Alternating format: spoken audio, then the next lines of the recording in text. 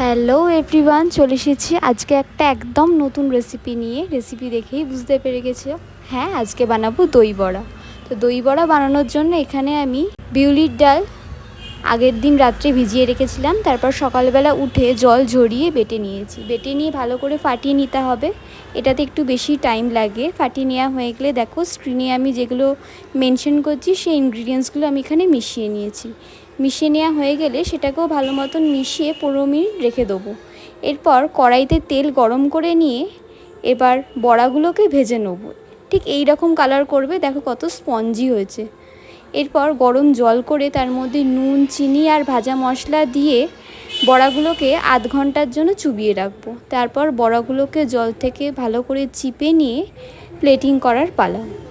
Plating করতে যে ইনগ্রিডিয়েন্টসগুলো বা যে চাটনিগুলো আমি ব্যবহার করেছি সেগুলোর রেসিপি তোমাদের অবশ্যই আমি শেয়ার করব।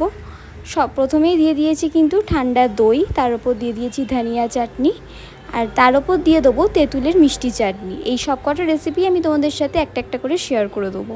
তারপর দিয়ে দিয়েছি দেখো বিট নুন, ভাজা মশলা আর চাট মশলা দিয়ে ওপর থেকে ঝুড়ি ভাজা ছড়িয়ে দিতে হবে।